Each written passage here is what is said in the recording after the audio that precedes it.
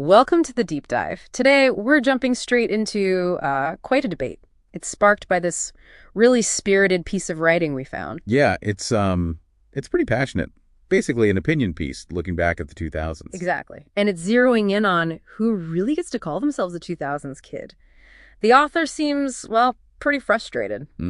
Frustrated with people born later in the decade, who they think are maybe looking back with rose-tinted glasses at a time they didn't quite fully live through. Right.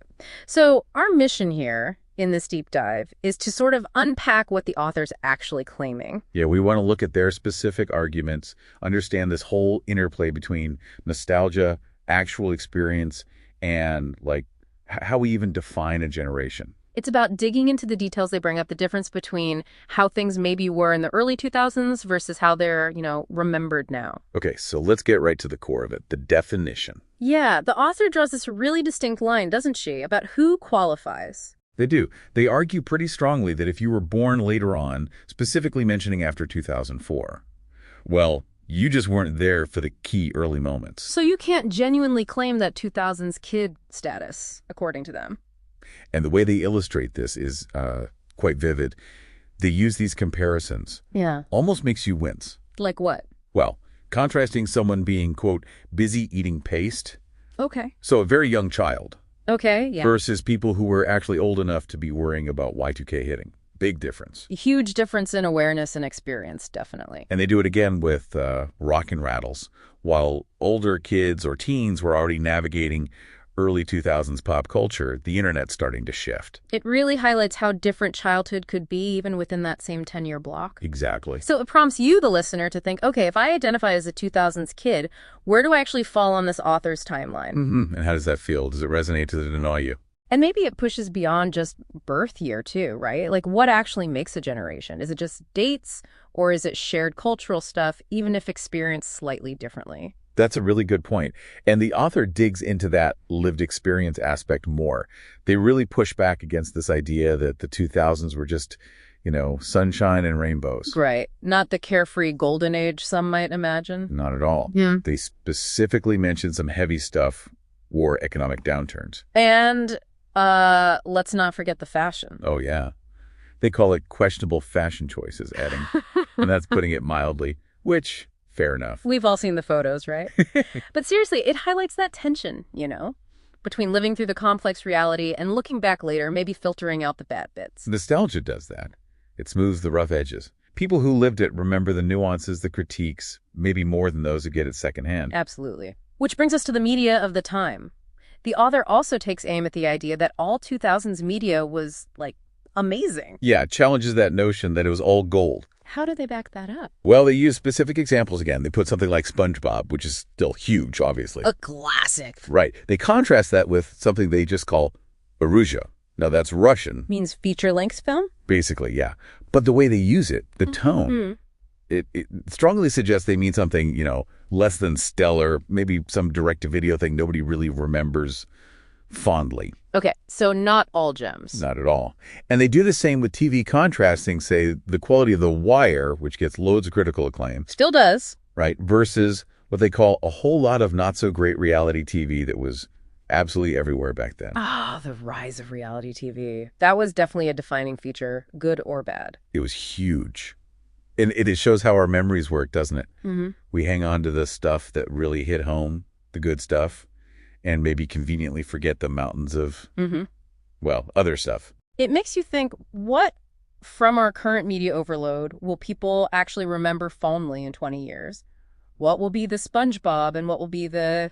Exactly. What stands the test of time versus what just filled the airwaves. It was a real transitional period for media, too. Okay, let's switch gears. Something else that triggers massive nostalgia. Food. Specifically, junk food. Oh, yeah. The author talks about this lost world of 2000s snacks. Lost world. Sounds dramatic. Well, they argue that a lot of those super sugary, maybe artificially colored snacks we grew up with, they're probably not coming back. Why not? Just changing tastes. Partly. But they tie it more directly to health concerns. Changes in regulations, increased awareness about ingredients. Right. They connect it to wider health trends. They do. They specifically link it to the growing focus on the childhood obesity epidemic and mentioned Michelle Obama's efforts with school lunches as part of that bigger shift towards healthier eating. So it's not just missing the taste, it's about a whole societal shift away from that kind of stuff. Exactly. It puts that sugary nostalgia into a broader context. It wasn't just about fun colors. It was part of a different understanding of nutrition. Man, I can almost taste some of those now. Makes you wonder which specific ones they had in mind. And yeah, it definitely makes you reflect on how much our own diets, or at least our awareness, has changed. Then there's technology. Mm-hmm. And this seems to be where the author gets particularly exasperated. Oh, what's the issue? They express real frustration with younger people who might criticize today's tech scene, complain about Wi-Fi speed or whatever, while also sort of romanticizing the 2000s tech scene, which they argue these younger folks didn't really experience the downsides of. And the prime example is, let me guess. Dial-up, of course. Oh, that sound, the screeching, the waiting, it's burned into my memory. Right. And the author uses it as the example of a defining and often incredibly frustrating part of early 2000s life online. Yeah, you can't really grasp how slow it was unless you lived it, waiting minutes for one picture to load. Exactly.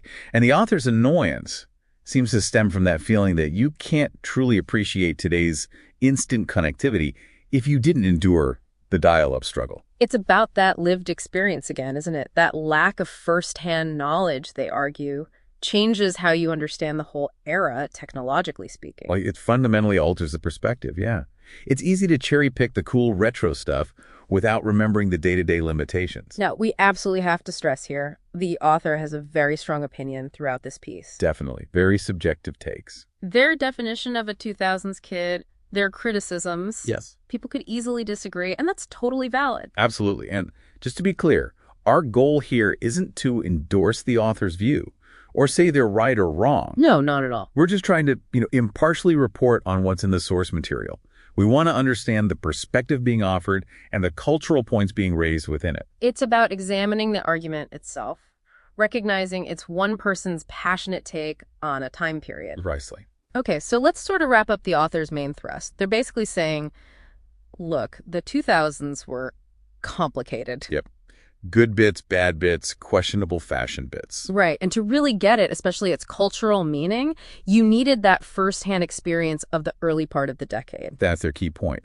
They draw that line, maybe a bit controversially, separating the Y2K anxiety dial-up modem generation from those whose earliest memories are from, say, 2007 or 2008.